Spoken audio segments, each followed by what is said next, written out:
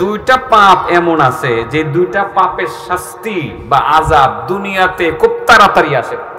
বলেন কয়টা পাপের শাস্তি দুনিয়াতে তাড়াতাড়ি আসে? আখিরাতে তো তার শাস্তি হবেই, দুনিয়াতেও এটার শাস্তি নগদ নেমে আসে। নাউজুবিল্লাহ বলেন। যেই পাপগুলোর শাস্তি নগদ নেমে আসে, খুব দ্রুত নেমে আসে, ওই পাপগুলো সম্পর্কে একটু ধারণা দেওয়ার ইচ্ছা জাগছে আমার। যে পাপ আমার আপনার জীবনের সমস্ত অর্জনকে ধ্বংস করে দিবে। ওই যে নামাজ পড়েছেন, নামাজটাও গিয়ে দেখবেন নাই। রোজা রেখেছেন, আপনি রোজাও গিয়ে দেখবেন আপনার আমল নামায় শেষ হয়ে গেছে। ওই যে 12 বার হজ করেছিলেন, এটাও শেষ। ওই যে 15 বার উমরা করেছিলেন, সেটাও শেষ। গজারিয়া গ্রামে 3 মহল্লায় 3টা মসজিদ নির্মাণ করে দিয়েছিলেন, সেটাও শেষ। আশপাশে 25টা মাদ্রাসা বানিয়েছেন, সেটাও শেষ। 12টা স্কুল কলেজ বানিয়েছেন, সেটাও শেষ। গিয়ে দেখবেন এই যে পাপগুলো, এই পাপগুলো সম্পর্কে আমাদের জানা দরকার আছে। খুব প্রয়োজনীয় কিছু কথা আগেই বলছিলাম যে মনোযোগ দিয়ে শুনবেন। তাহলে আজকে আমি বিশেষ 2টি পাপ নিয়ে আলোচনা করব, যেই 2 পাপের শাস্তি দেরিতে আসে না তাড়াতাড়ি আসে। বলেন দেরিতে আসে না তাড়াতাড়ি আসে? আরে আসছে যে, আমি তো দেখাই দিব। এই পাপের শাস্তি যে নগদ আসতেছে, কারো ক্ষেত্রে এসে গেছে, আপনার ক্ষেত্রে যে আসবে এগুলো তো দেখাই দেব। বাকি ওয়াজ তো আমি করি না, আপনারা ভালোভাবেই জানেন, ঠিক আছে না? হ্যাঁ, এই 2টা পাপ নিয়ে আমি কথা বলবো। 1 নাম্বার যে পাপ, যে পাপটাকে আল্লাহ রাসূল সাল্লাল্লাহু আলাইহি সাল্লামের ভাষায় বলা হয় আল বাগী, বাগাওয়াতি, জুলুম নির্যাতন। বলেন এটার নাম কি? জুলুম নির্যাতন। জুলুম এমন একটা পাপ যেই পাপের শাস্তি নগদ আসে। আজকে জুলুম করলেন, 2 দিন পরে বুঝে লাইবেন যে জুলুমটা করছিলেন। আপনি বুঝে ফেলবেন যে জুলুমের এগেইনস্টে আপনি নিজেও আক্রমণের শিকার হয়ে গেছেন। জুলুমের বিচার বাকিতে আসে না নগদ আসে? দুনিয়াতেও আসে, পরকালেও আসবে। যেমন আসলে এবার বলতে পারেন যে হুজুর জুলুমটা কি? জুলুম মানে কি ধাক্কা দিয়ে হুজুরকে এখান থেকে ফেলে দেওয়া, এটাই কি শুধু জুলুম? জুলুম মানে কি একজনকে থাপ্পড় দেওয়া, এটাই কি শুধু জুলুম? না আরো জুলুম আছে? 2-1টা জুলুমের বিবরণ দিতাম নি। আপনারা কিছু বিষয়কে জুলুম মনে করেন না, কিন্তু আল্লাহ বলেন না এটাও জুলুম। জুলুমের সংজ্ঞাও দেব। ওয়াদউ শাইফি গায়রি মাহাল্লি, যেখানে যেটা করার কথা না, যেখানে যেটা বলার কথা না, সেখানে যেটা করা, সেখানে সেটা বলা, এটার নামে জুলুম। যেরকম কোরআনের একটা আয়াত আমি তিলাওয়াত করেছি, খুব লম্বা আয়াত, যে মুসা আলাইহিস সালামের সময় কি জালেম ছিল না? এর মধ্যে একজন জালেমের নাম ছিল ফেরাউন। ফেরাউনের জুলুমের কথা নাই বললাম। আরেকজন জালেম ছিল একেবারে মুসা নবীর বংশের, তার নাম ছিল কারুন। তার নাম ছিল কি? এটা তিলাওয়াত করছিলাম, একটু বলবো? আপনারা বলবেন হুজুর এত শক্ত ওয়াজ করবেন, বাবা লাস্টে একটু নরম ওয়াজও করবো, এটাও বলি আগে, ঠিক আছে না? যে শেষ পয়েন্টটার সাথে এমন সংশ্লিষ্ট এমন একটা তথ্য আপনাদের সামনে আমি উপস্থাপন করব, এই তথ্যটা আমলে নেবেন, আল্লাহ আপনার ইহ জিন্দেগীর হায়াতেও বরকত দিয়ে দিবেন, মরণ পর্যন্ত আপনার রিজিকেও বরকত দিয়ে দিবেন। সুবহানাল্লাহ বলেন। মরণ পর্যন্ত রিজিকেও বরকত দিয়ে দিবেন। কোন মানুষটা হায়াতে বরকত চায় না, বেশি দিন বাঁচতে চায় না? আমার মনে হয় বয়স্ক লোক আজকে এখানে একটু বেশি আছেন। আমার একজন চাচা আছে, ওই যে লোকটা বুড়ো হয়ে গেছে গা, যদি জিগাই চাচাজি কেমন আছেন, বাবা আছি মোটামুটি, বেশি ভালো না। চাচা বেশি ভালো না, কি করা লাগবে? একটু দোয়া করেন। কিসের দোয়া? আল্লাহ যাতে যে কয়টা দিন আছি আল্লাহ যাতে হায়াতে বরকত দেয়। ছেলে মেয়েরে বিয়ে শাদী দিছি, নাতি পুতি হইছে, এরা একটু লেখাপড়া করবে, এদের বিয়ে শাদী যদি দেখে যেতে পারতাম, একটু দোয়া করেন। তার মানে আমার চাচা কি বেশি দিন থাকতে চায় না নাকি? হ্যাঁ চাচা বাঁচতে চান না? আপনি তো বলবেন হুজুর তাহলে কি আপনি বাঁচতে চান না? চাই না, না চাইলে হাসপাতালে দেখে রে। রোগী হইলেই তো হাসপাতালে যাই, ডাক্তারের বলি ডাক্তার টাকা যা লাগবে চিকিৎসাটা করেন, আর কয়টা দিন থাকতাম পারি। ঠিক না বেঠিক বাবাজি? কথা কি ঠিক বলছি? হ্যাঁ, মাথা আস্তে আস্তে লড়াইলে হইতো না, আসল কথা কেমন লাগবো, মনের কথা বলেন। বাঁচতে চাননি তো লাস্টে এমন একটা তথ্য দিয়ে যাব, যে তথ্যটা আজকে আপনারা জানবেন এবং আমল করবেন, আল্লাহ আপনার হায়াতেও বরকত দিয়ে দিবে, রিজিকেও বরকত দিয়ে দিবে। অ্যাডভান্স সুবহানাল্লাহ বলেন। আলহামদুলিল্লাহ বলেন, ব্যবস্থা হয়ে যাইব। প্রথম বলছিলাম দুইটা পাপ, যে দুইটা পাপের শাস্তি নগদ না বাকি? নগদ। আল্লাহ রাসূল বলেন আইয়ুআজ্জিলাল্লাহু লিসাহিবিহি আল উকুবা ফিদ দুনিয়া, যে শাস্তি আল্লাহ দুনিয়াতে তাজিল করেন, মানে তাড়াতাড়ি শাস্তি দিয়ে দেন, এর মধ্যে একটা পাপের নাম হলো জুলুম। একটা পাপের নাম কি? জুলুম। কারে কয়? জুলুমের একটা দৃষ্টান্ত কোরআন থেকে দেয়। ইন্না কারুনা কানা মিন কওমি মূসা ফাবাগা আলাইহিম ওয়া আতাইনাহু মিনাল কুনুজি মা ইন্না মাফাতিহাহু লাতানূউ বিল উসবাতি উলিল কুওয়া إذ قال له قومه لا تفرح إن الله لا يحب الفرحين وابتغ فيما آتاك الله الدار الآخرة ولا تنس نصيبك من الدنيا وأحسن كما أحسن الله إليك ولا تبغ الفساد في الأرض إن الله لا يحب المفسدين আল্লাহ বলেন ইন্না কারুনা কানা মিন কওমি মূসা, কারণ সে তো মুসার সম্প্রদায়ভুক্তই ছিল, মানে মুসা নবীর বংশেরই ছিল। ফাবাগা আলাইহিম, সে তার বংশের বিরুদ্ধে জুলুম করেছে। কি করেছে? এবার বলতে পারেন কারণ আবার জুলুম করছে কিভাবে? আর কারণের জুলুমের শাস্তিটা কেমন হয়েছে? বর্তমান সময়ের জালেমের শাস্তি কেমন হয়েছে দেখেন, কেমন কাটাই কাটাই মিলে একেবারে 100 মিলে যাবে। আপনি করলে আপনার ব্যাপারেও মিলে যাবে, মিলবে যে কেমনে দেখেন, তাই দেখেন। কারণ সে জুলুম করছে কিভাবে, এখানেই ফুটে উঠছে। আল্লাহ রাব্বুল আলামিন বলেন ওয়া আতাইনাহু মিনাল কুনুজ, তাকে অনেক ধনভাণ্ডার আমি দিয়েছিলাম, যার ধনভাণ্ডার রক্ষণাবেক্ষণের জন্য যে সমস্ত আলমিরা বা যে সমস্ত সিন্দুক বানানো হয়েছিল, ওইগুলোর চাবিগুলো বহন করতে গিয়ে শক্তিশালী উটগুলো পর্যন্ত দুর্বল হয়ে যেত। তার মানে এই চাবি উটের উপরে লইয়া বহন করে গেলে উট দুর্বল হয়ে যেত। এবার কতগুলো তার সিন্ধুক ছিল, তার সম্পদের, বুঝতেই তো পারছেন, অনেক ধনী, অনেক ধনী। ইদ ক্বালা লাহু কওমুহু লা তাফরাহ, এত সম্পদের মালিক হয়ে সে শুধু আনন্দ ফুর্তি আর উল্লাস মেতে উঠত এইসব কাজে। তার কওম তাকে বলল লা তাফরাহ, ও কারণ তুমি লা তাফরাহ, এত বেশি আনন্দ উল্লাস ফুর্তি করিও না। ইন্নাল্লাহা লা ইউহিব্বুল ফারিহিন, যারা ফুর্তি আনন্দ উল্লাসে মেতে উঠে বেশি বেশি এসব কাজে যুক্ত থাকে, আল্লাহ তাদেরকে পছন্দ করেন না। ও কারণ ওয়াবতাগি ফীমা আতাকাল্লাহুদ দারাল আখিরাহ, তোমাকে আল্লাহ যে নিয়ামত দিয়েছে, টাকা দিয়েছে, পয়সা দিয়েছে, সম্পদ দিয়েছে, এইগুলো দিয়ে তুমি পরকালের কল্যাণ কামনা করো। ওয়ালা তানসা নাসিবাকা মিনাদ দুনিয়া, আর দুনিয়াতে তোমার যে কিছু কাজের দায়িত্ব আছে, সম্পদ দিয়ে মানুষের উপকার করা, সেটা তুমি কইরো। দুনিয়ার মানুষের কল্যাণ করা নামের যে দায়িত্বটা আছে, এটা তুমি ভুলে যাও না।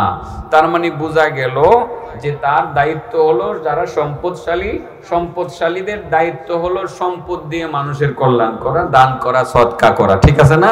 তো যারা এটা করে না, যারা এটা করে না, তারাও এক প্রকার জুলুম করে সমাজের প্রতি, জাতির প্রতি, ঠিক না বেঠিক? তাইলে এখানে জুলুমের একটা প্রকার পাইলাম, যাদের অজস্র টাকা পয়সা আছে, এই টাকা পয়সা সে নিজে খাওয়ার পরেও অনেক থাকে, এই টাকা পয়সা যারা মানুষকে দেয় না, গরিব দুর্বল এতিম গরিবদেরকে যারা দেয় না, তারা এক প্রকার জালেম। তাইলে বোঝা গেল সাধ্য থাকার পরেও দান না করা জুলুম। বলেন, সাধ্য থাকার পরেও সদকা না করা জুলুম। এটা ছিল কারণের একটা জুলুম। আরেকটা জুলুম, দুইটা জুলুম এখান থেকে ফুটে উঠবে, এরপরে তার শাস্তির কথা আসবে। তাইলে আমরা এই জিনিসটা বুঝলাম তো, যে টাকা পয়সা থাকলে টাকা পয়সা মানুষকে না দেওয়া, গরিব এতিম মিসকিনকে না দেওয়া, সেটা কি জুলুম? সেটা কি? আর জুলুমের শাস্তি নগদ না বাকি? নগদ না বাকি? নিজের চোখে দেখে লাইবেন, সব দেখবেন। এখন দেখবেন একটু পরে চোখ খুলে গেছে, সব দেখতেছে। তো এই কথাটা সে মানলো না, আরো বললো, তার লোকজন বললো, ও আহসিন কামা আহসানাল্লাহু ইলাইক। আরে ভাই, কারণ তোমাকে আল্লাহ যে সম্পদ দিয়েছে, এই সম্পদ দিয়ে মানুষের প্রতি দয়া করো, আল্লাহ যেভাবে তোমাকে দয়া করছে। হ্যাঁ, ওয়ালা তাবগিল ফাসাদা ফিল আরদ। আরেকটা কাজ তুমি করিও না, জমিনে ফিতনা সৃষ্টি করিও না, মারামারি, হানাহানি, কানাকানি, এগুলো তুমি সৃষ্টি করো না। এটা আরেকটা জুলুম। জুলুম কয়টা হলো বলেন? জুলুম কয়টা হলো? দুইটা। একটা হলো সম্পদ থাকলে আল্লাহর রাস্তায় না দেওয়া। 2 নম্বর হলো সম্পদের প্রভাবে এলাকাতে ঝগড়াঝাটি লাগায়া রাখা। সম্পদের প্রভাবে এলাকাতে ঝগড়াঝাটি লাগায়া রাখা, নেতৃত্বের বা ক্ষমতার প্রভাবে এলাকাতে সবসময় দ্বন্দ্ব লাগায় রাখা। এগুলো ছিল তো মনে হয় আমাদের দেশে, ছিল না? ছিল। আর এই বেচারা মাত্র নেতা হয়েছে, কয়টা টাকাও হয়েছে, এলাকাতে লাগায় রাখছে। হেরে ধর, হেরে ধর, হেরে ঘুমাইতে দিস না, হেরে বাড়িতে আসতে দিস না। এরকম হয়েছে না বাবা? বহুত হয়েছে। আল্লাহ বলেন যে এই কারুনের এলাকার লোকজন এই কারুনকে বলল, কারুন মানুষের সাথে ফিতনা সৃষ্টি করবা না, জমিনে ফিতনা সৃষ্টি করবা না। ইন্নাল্লাহা লা ইউহিব্বুল মুফসিদিন। কারণ আল্লাহ রাব্বুল আলামিন ফিতনা সৃষ্টিকারীদেরকে পছন্দ করেন না। এখানে জুলুম কয়টা হয়েছে? 3টা। 1 নাম্বার, টাকা থাকলে, পয়সা থাকলে মানুষকে না দেওয়া, সদকা না করা এক জুলুম। 2 নম্বর হলো আরেকটা জুলুম, কি বলেন? হ্যাঁ, ফিতনা ফাসাদ সৃষ্টি করা আরেকটা জুলুম। ফিতনা ফাসাদ সৃষ্টি করা আরেকটা জুলুম। তো এই 2টা জুলুম এখানে উল্লেখ আছে। আরেকটা জুলুম কিন্তু কারণে করছিল। কারণ যখন এই দান সৎকার বিষয়টা আসছে, আল্লাহ রাব্বুল আলামিন মুসা নবীর সময়ও মুসা নবীর উম্মতের উপর যাকাত ফরজ করে দিয়েছে। কারণের তো সম্পদের অভাব নেই। কি যাকাত ফরজ করছে? আমাদের সময়ে যাকাতের নেসাবের মালিক হইলে 40 ভাগের 1 ভাগ যাকাত দিতে হয়। কত ভাগ বলেন? 40 ভাগের 1 ভাগ যাকাত দিতে হয়। মুসা নবীর সময়ে হুকুম আসছে 100 ভাগের 1 ভাগ। তার মানে 1 কোটি টাকা থাকলে তুমি 1 লাখ টাকা দিবা। আর আমাদের সময়ে 1 কোটি টাকা থাকলে আমরা 2.5 লাখ টাকা দিব। মুসা নবী দেখলেন যে আল্লাহর হুকুম, যাকাতের বিধান, এটা তো আগে ধনী মানুষের কাছে বলতে হবে। কাকে বলতে হবে? আগে ধনী মানুষের কাছে বলতে হবে। তো ফেরাও মানে কারুন যেহেতু অনেক ধনী, কারুনের কাছে গিয়ে আল্লাহর হুকুমটা জারি করে দেই, বলে দেই। কারুনের কাছে গিয়ে বলল, কারুন আল্লাহর হুকুম হয়েছে জাকাত দেওয়ার, তুমি তো অনেক সম্পত্তির মালিক, 100 ভাগের 1 ভাগ তুমি জাকাত দিবা। তো কারুনের সম্পদ তো হাজার হাজার কোটি টাকা, লক্ষ লক্ষ কোটি টাকা। হিসাব করে দেখছে 100 কোটি টাকা যদি তার থাকে 1 কোটি টাকা দিয়ে দেওয়ান লাগবো। 200 কোটি থাকলে 2 কোটি দিয়ে দেওয়ান লাগবো। 1000 কোটি থাকলে কয় কোটি দেওয়ান লাগবো? 10 কোটি। 10 কোটি দিয়ে দিতে দিব। এ দেখতেছে আমার এই পরিমাণ সম্পদ আমি যাকাত দিয়ে দেবো। আর হুজুর তো আমার বংশেরই। মুসা নবীর এই মুহূর্তে একটা শক্তিও সঞ্চারিত হয়ে গেছে, কারণ ফেরাউনের তো পানির নিচে চুবাইছে আল্লাহর হুকুমে, ঠিক না ঠিক? এখন মুসার কথা তো আমার শোনা লাগবে। যেভাবে মুসা এলাকাতে প্রভাব বিস্তার করছে, এখন মুসাকে দুর্বল না করলে মুসার কাছ থেকে রক্ষা পাওয়া যাবে না। কিভাবে দুর্বল করতে হবে? আরেকটা জুলুম করলো, যে এই হুজুরের বিরুদ্ধে যদি বলি যে মুসা নবী চুরি করছে, পাবলিক এটা বিশ্বাস করবে না।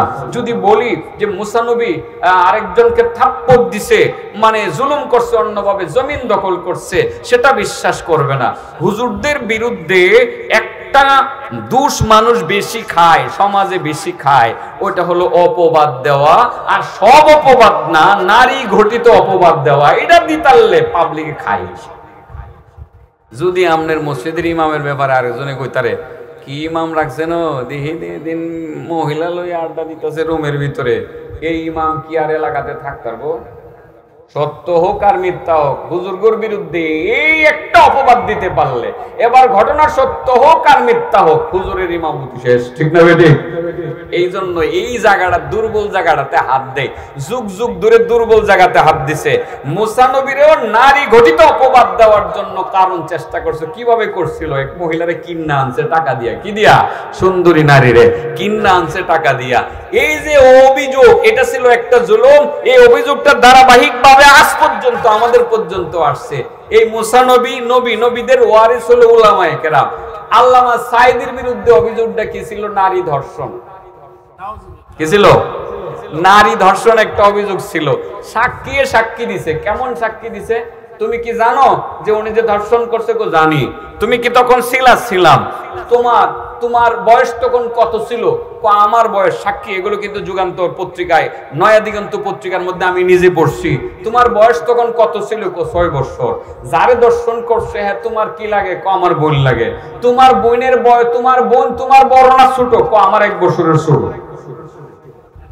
কি বুঝলেন? এর বয়স 6, এর 1 বছরের ছোট বোন, তার বয়স হলো 5 বছরের মেয়েটারে আল্লামা সাঈদী রাহমাতুল্লাহ আলাইহি ধর্ষণ করছে। এটা মানুষ বিশ্বাস করবে দূরের কথা, হাইওয়ানেরা বিশ্বাস করবে না। এই জুলুমটা কি আল্লামা সাঈদীর বিরুদ্ধে করা হয় নাই? হ্যাঁ, করা হয়েছে। শুধু এটা কেন বলতাম, আরো যদি বলতে থাকি, মামুনুল হকের বিরুদ্ধে যে অপবাদটা দিছে, এটা কি টাকার অপবাদ দিছে, বাড়িঘর দখলের অপবাদ দিছে, না নারী সংক্রান্ত অপবাদ দিছে? এরপরে একটা আমাদের ছোট একজন প্রিয় বক্তা আছে, কি নাম? মাদানি, কি রফিকুল ইসলাম মাদানি। এরে নিয়ে এক উলঙ্গ মহিলার পাশে দাঁড় করে ছবি উঠাইছে। এটাও চাইছিল প্রচার করতে, একটা দর্শনের মামলা একটা দিয়ে দিতে। তার মানে আলেমদের বিরুদ্ধে এই যে একটা অভিযোগ বা অপবাদ, এটা পাবলিকে খায় বেশি, এই জন্য এটা দেওয়ার চেষ্টা করে বেশি। আর এটা আজ নতুন না তো, মুসা নবীকেও দেওয়া হয়েছে।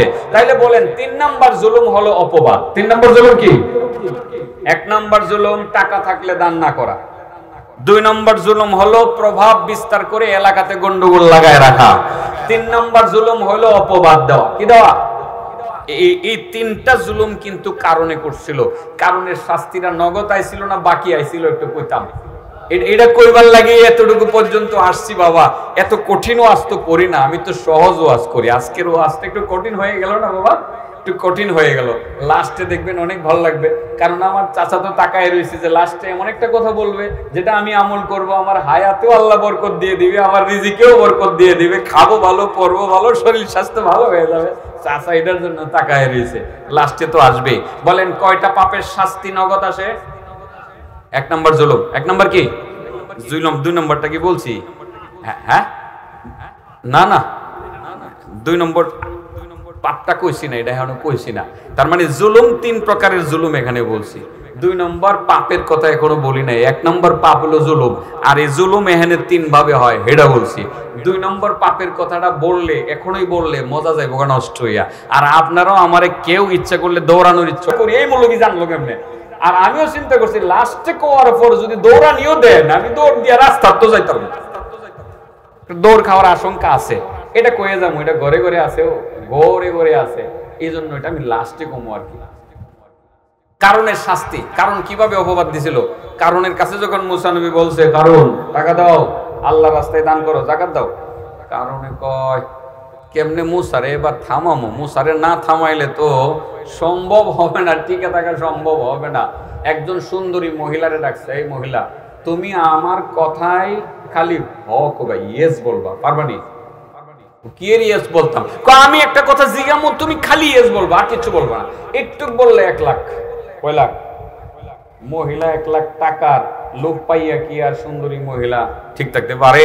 মুসা নবী গেছে ওয়াজ করতো, ওয়াজ মাহফিলের মধ্যে বয়ান করতেছে, চুরি করলে এই শাস্তি, জিনা করলে এই শাস্তি। কি জিনা করলে কি শাস্তি? জিনা করলে কতল। মুসা নবীর সময়ের শরীয়ত ছিল কঠিন, জিনা করলে কি? কতল। আমাদের সময় কতল না। তো এই মুহূর্তে কারণে মহিলারে নিয়ে গেছে, নিয়া মুসা নবীর জিগায়, মুসা যে জিনা করলে যে কতল বা মানে মৃত্যুদণ্ড, এটা কি শুধু সাধারণ পাবলিকের জন্য নাকি আমার জন্য? তোমার জন্য, কোনো খাতির নাই। এটা আমার জন্য শুধু নাকি তোমার জন্য?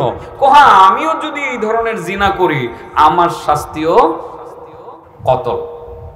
এই মুহূর্তে কারণে মহিলার গায়ে, মহিলা তোমার লগে না মুসা কি করছে? দিছেনি মুসা নবীর বিরুদ্ধে অপবাদ, জুলুম কি হয়েছে? জুলুম হয়েছে। এবার শাস্তিটা শুনেন, কেমন শাস্তি হয়েছিল। মুসা নবীর মাথায় আসমান ভেঙে পড়ছে।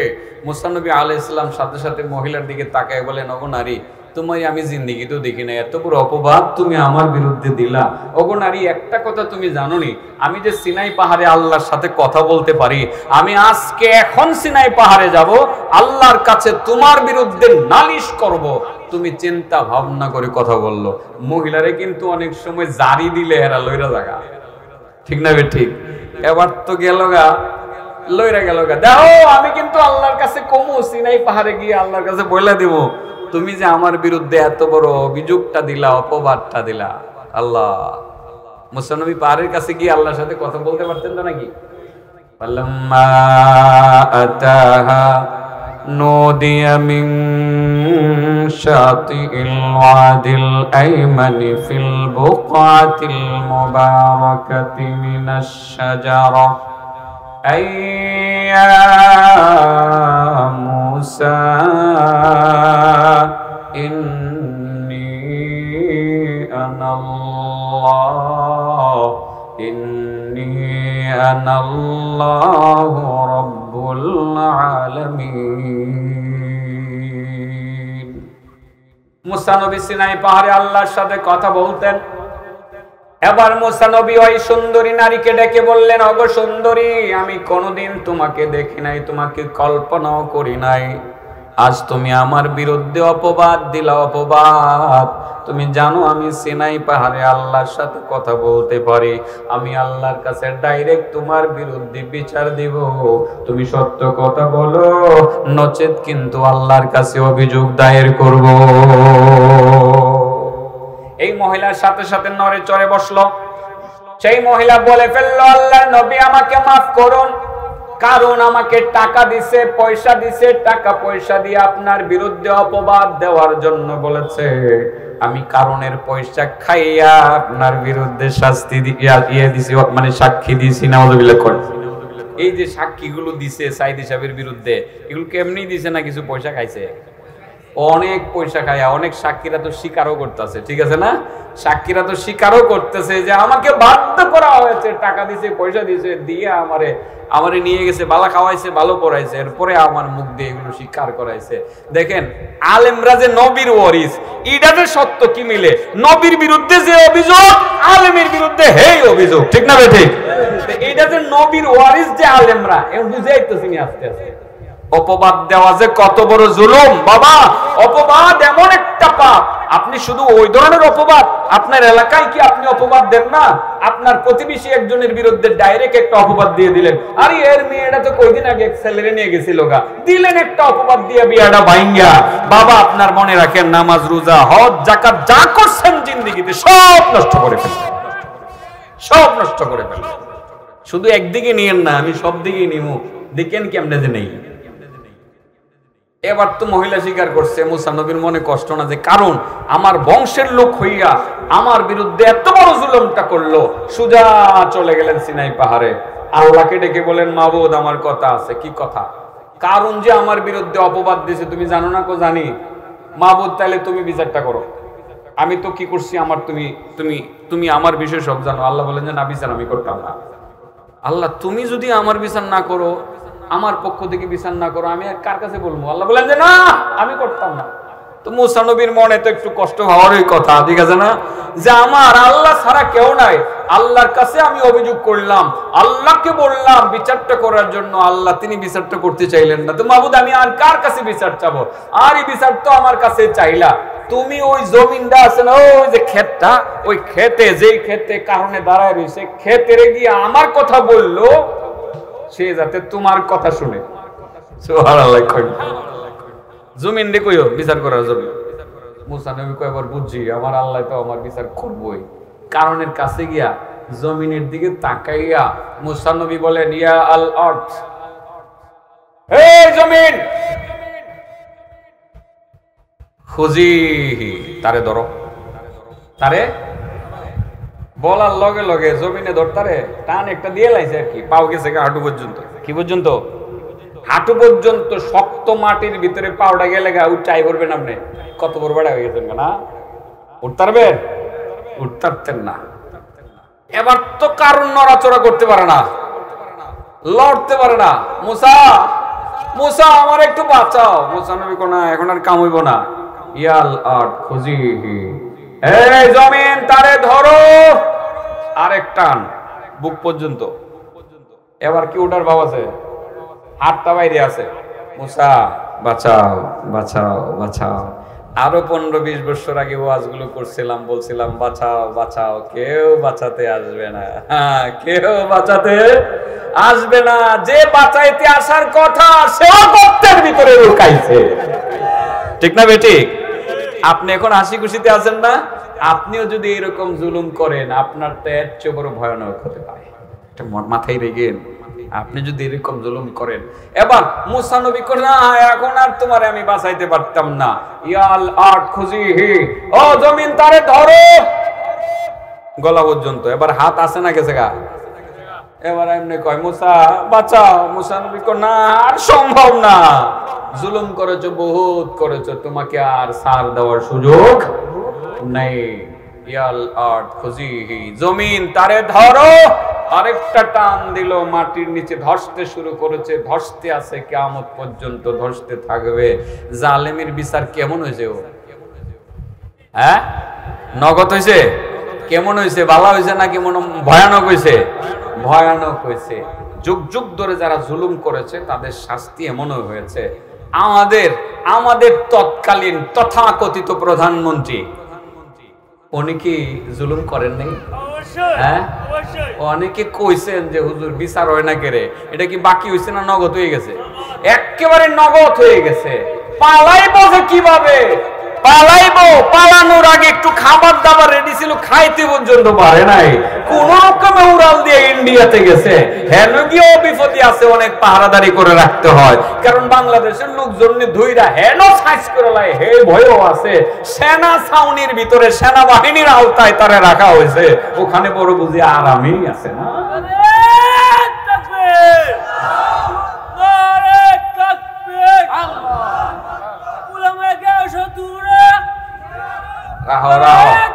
এখন হেরারে ওয়াজ করি না, এখন ওয়াজ করি সামনে যারা ক্ষমতার যাবে। আর শিক্ষা নিয়েন, ক্ষমতার গিয়ে জুলুম করবেন না, ছাড়বেন। যদি আবার সামনে ক্ষমতায় গিয়ে আপনিও জুলুম করেন, হাসিনার পতন কিভাবে হয়েছে এটা তো মোটামুটি একটু নরমালি মনে করতেছি। আপনি যে জানেন না শুনে হাসিনারটা দেখলেন, আল্লাহ কবি এটা তো দেখছিলে, দেখার পরেও তুই জুলুম করছস, তোর বিচারটা আরো ভয়ানক। অতএব কেউ জুলুম করার মানসিকতা পোষণ করবেন না। জালেমের বিচার নগদ হয়, বাকিতে হয় না। জালেমের বিচার কি হয়? নগদ হয়, বাকিতে হয় না। অতএব জুলুম, এই একটা জুলুম বললাম, এটা তো রাষ্ট্রীয় জুলুম। সম্পদ থাকলে সম্পদ দান না করা, সেটাও জুলুম। জমিনে গন্ডগোল লাগায় রাখা, সেটাও জুলুম। এবং মানুষের বিরুদ্ধে অপবাদ দেওয়া, সেটাও জুলুম। যেই প্রকার জুলুমই আপনি করে থাকেন না কেন, জুলুমের শাস্তি হবে নগদ, দুনিয়াতেও শাস্তি হবে, পরকালেও শাস্তি হবে। আরো বহুত পাপ আছে, এমনও পাপ আছে যে পাপগুলো আল্লাহ রাব্বুল আলামিন ইচ্ছাকৃতভাবে ভুলে গিয়ে থাকেন। আচ্ছা দেখি বান্দা তওবা করেনি, মাফ করে দিই মনে, শাস্তিটা দেন না দুনিয়াতে, পরকালের জন্য রেখে দেন। কিন্তু জুলুমের শাস্তিটা দুনিয়াতেও দেন, আখিরাতেও দিবেন। বলেন কয়টা শাস্তির, কয়টা মানে কয়টা গুনাহের বা পাপের শাস্তি নগদ হয়? এক নম্বর কি বলেন? এক নম্বর কি? এবার বলেন অপবাদ দেওয়া জুলুম কি জুলুম না? হ্যাঁ, আল্লাহ রাসূল বলেন ইজতানিবু আস-সাবআল মুবিকাত, ইজতানিবু আস-সাবআল মুবিকাত। ক্বালু ইয়া রাসূলুল্লাহি ওয়া মা হুন্না? قال الشرك بالله والسحر وقتل النفس بغير الحق وأكل اليتيم وأكل مال اليتيم والتولي يوم الزحف أكل الربا وأكل مال اليتيم والتولي يوم الزحف ওয়াকাযফুল মুহসানাতিল মুমিনাতিল গাফিলাত। এখানে আমার এই 7টা পয়েন্টই বলা টার্গেট না, 7 নাম্বারটা টার্গেট।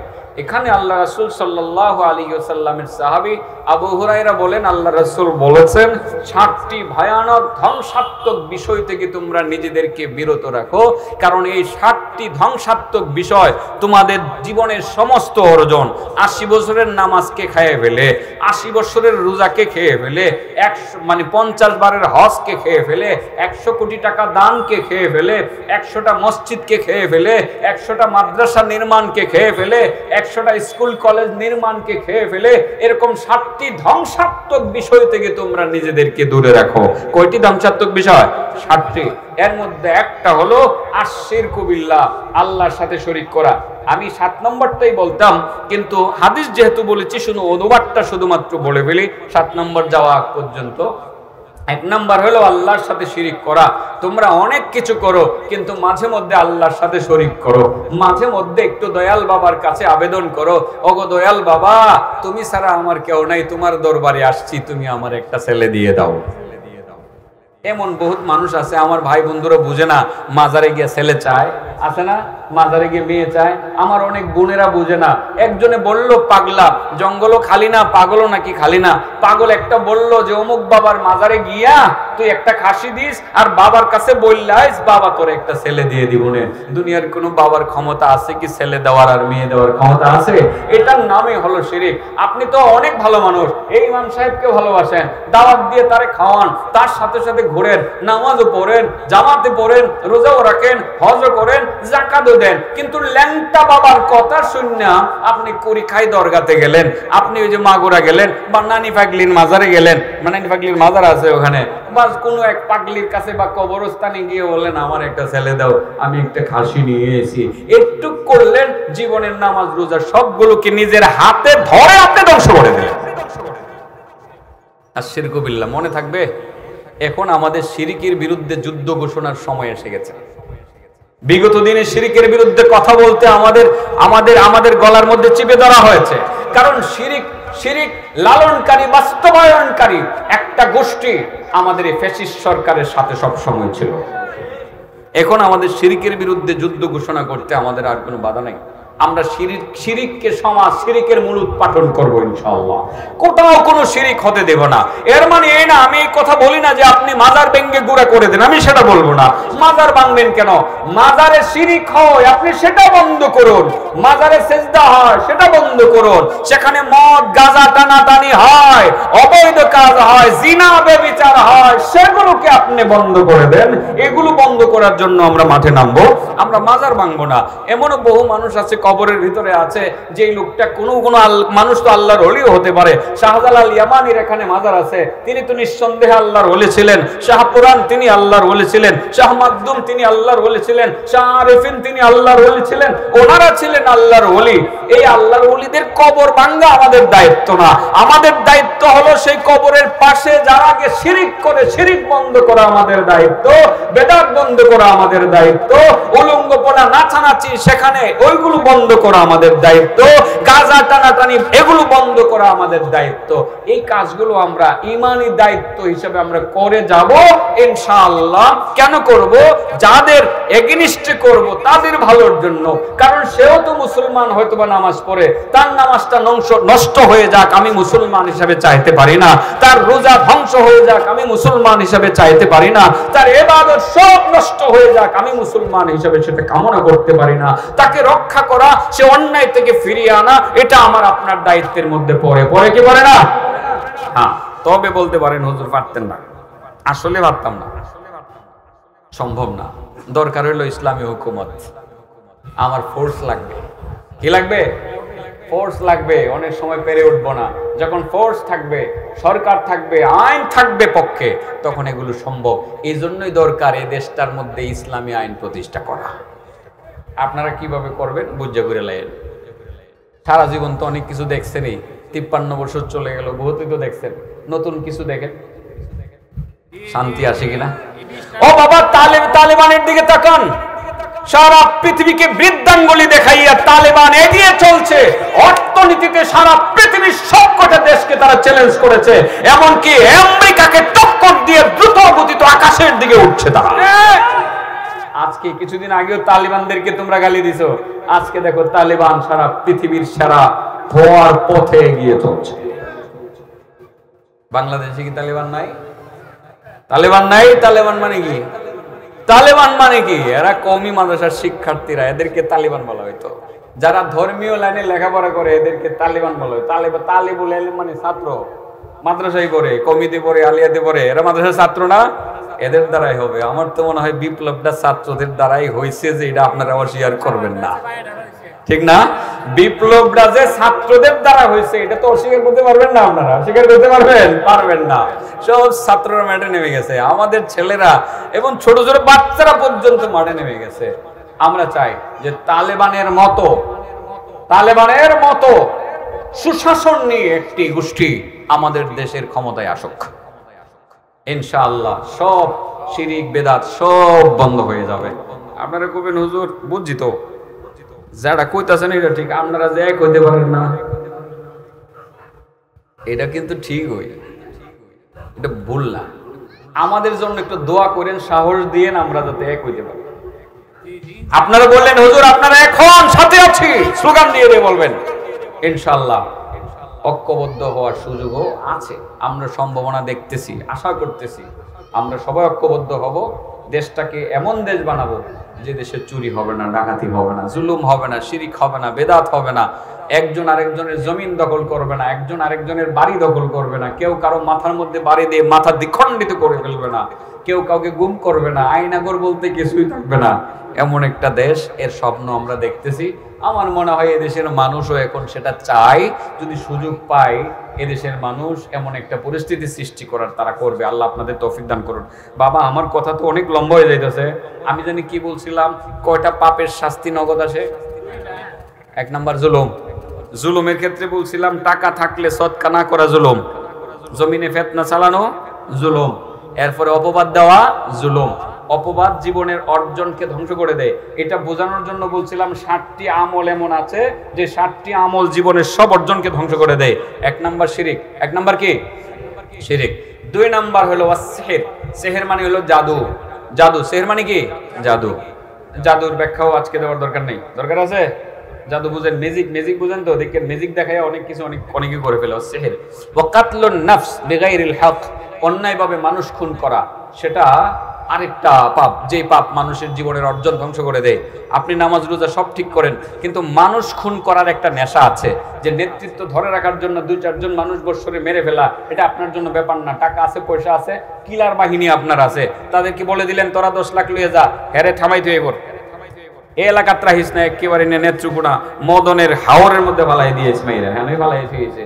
আপনি আবার মসজিদের টাকাও দেন, মসজিদও বানান। এটাকে বলে কাতলুন নাফস বিগাইরিল হক, অন্যায়ভাবে মানুষ হত্যা করা। আপনি অন্যায়ভাবে মানুষ হত্যা করেন, নামাজ রোজাও করেন, সবই ঠিকঠাক করেন, তো মনে রাখবেন আপনার নামাজ রোজা কোনো কাজে আসবে না। আরেকটা হলো ও আকলুর রিবা। রিবা বুঝেননি? সুদ খাওয়া। কি খাওয়া? এটা আপনাদের এলাকায় নেই, হ্যাঁ? আপনার এলাকায় আছে? আপনার এলাকায় যদি থাইকা থাকে তো সারা দেশেই আছে। এই এলাকায় যদি থাইকা থাকে তাহলে সব দেশেই আছে। গ্রামে রন্ধ্রে রন্ধ্রে ঢুকে গেছে সুদ। এটাকে হালাল করার কোনো পথ নাই, হালাল করার কোনো পথ নাই। ও আকলুর রিবা ও আকলু মালিল ইয়াতীম, এটা মনে হয় নাই। এতিমের মাল আত্মসাৎ করা, হ্যাঁ এতিমের মাল আত্মসাৎ করাও আছে।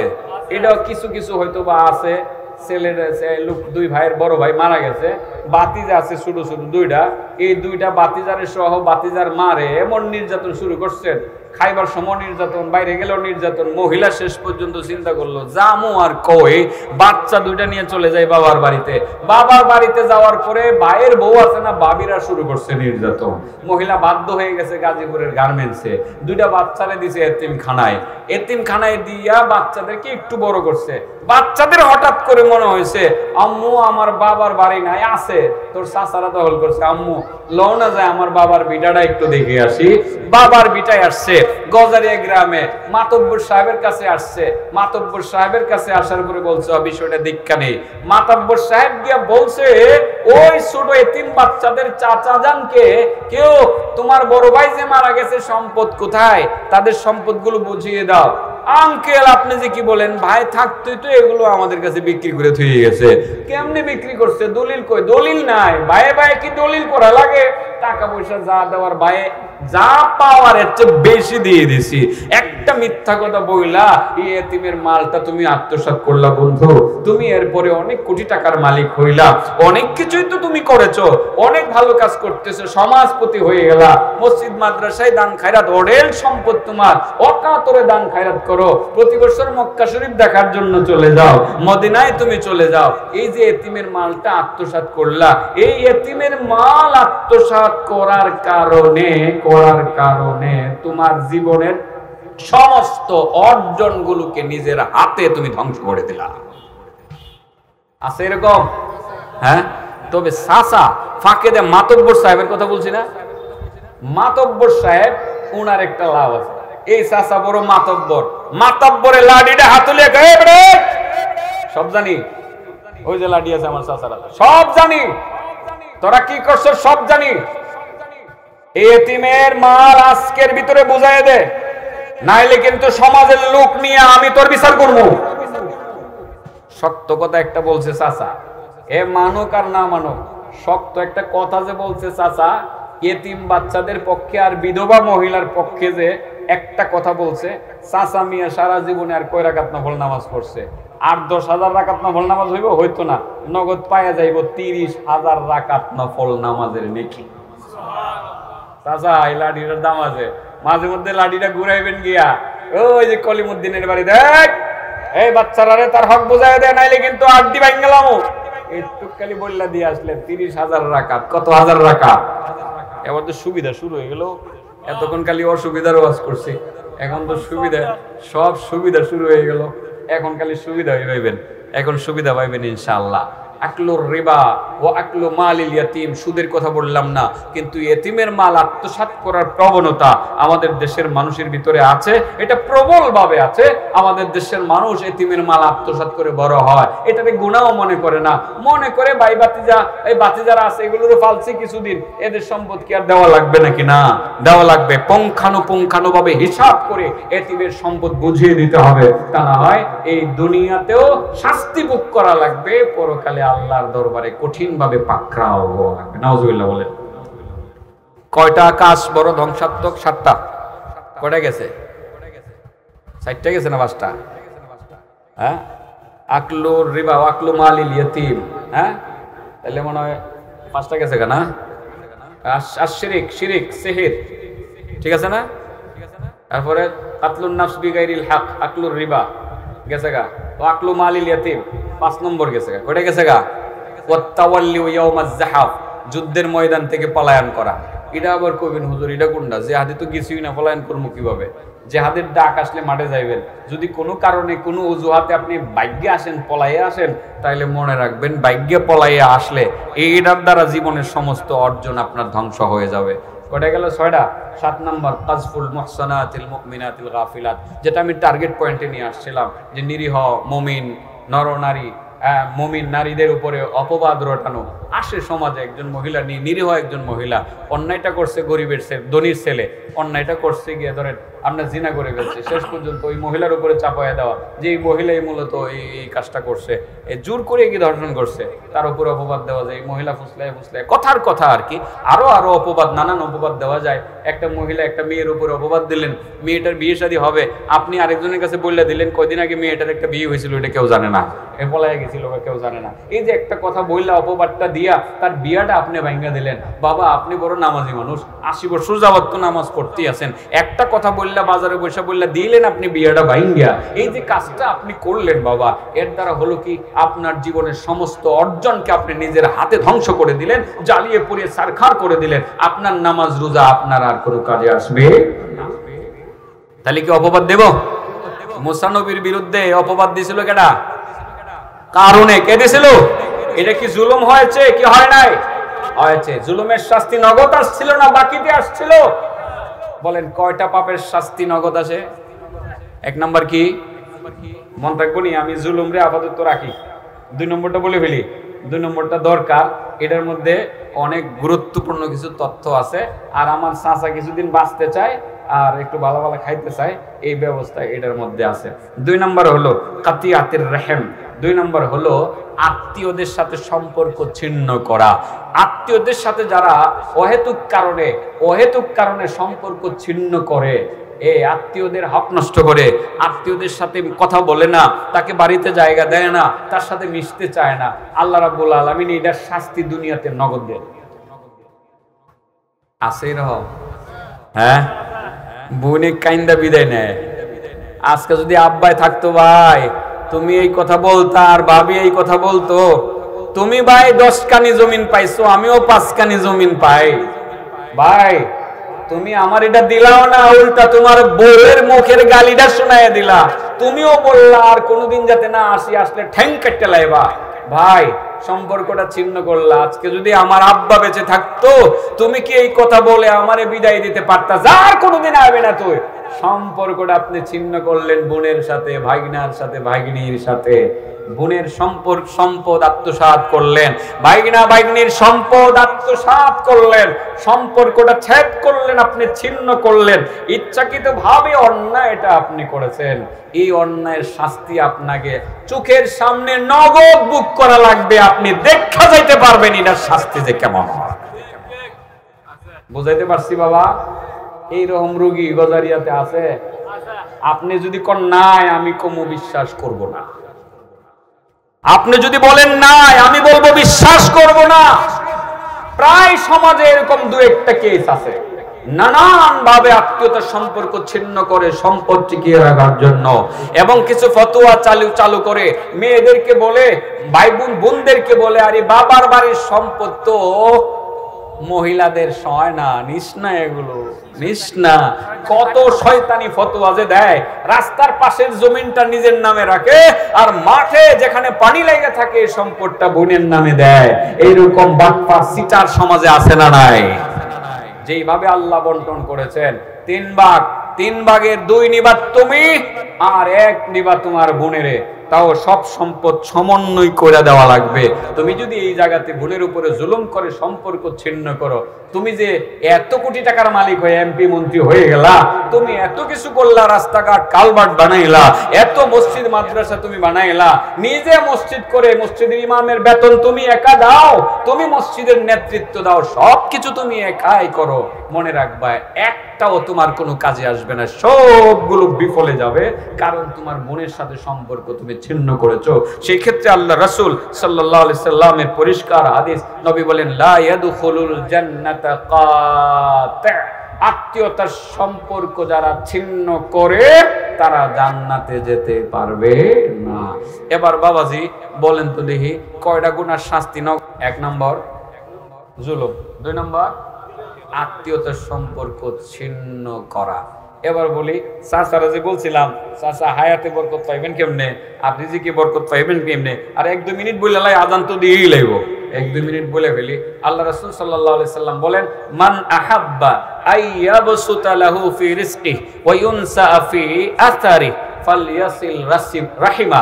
আল্লাহ রাসূল বলেন, যেই ব্যক্তি চায় তার হায়াতে বরকত হোক, যেই ব্যক্তি চায় তার রিজিকে বরকত হোক, যেই ব্যক্তি চায় তার হায়াতে বরকত হোক, মানে যেই ব্যক্তি রিজিকে বরকত চায়, যেই ব্যক্তি হায়াতে বরকত চায়, আল্লাহ রাসূল বলেন সে যেন একটা কাজ বড় গুরুত্ব দিয়ে করে, সেটা হলো কি ফালইয়াসিল রাহিমা, সে যেন আত্মীয়দের সাথে সম্পর্ক ধইরা রাখে। সুবহানাল্লাহ।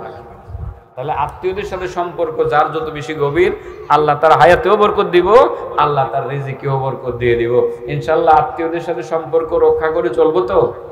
চলবো ইনশাআল্লাহ। বাবাজি এবার বলেন তো দেখি, কয়টা পাপের শাস্তি নগদ আসে?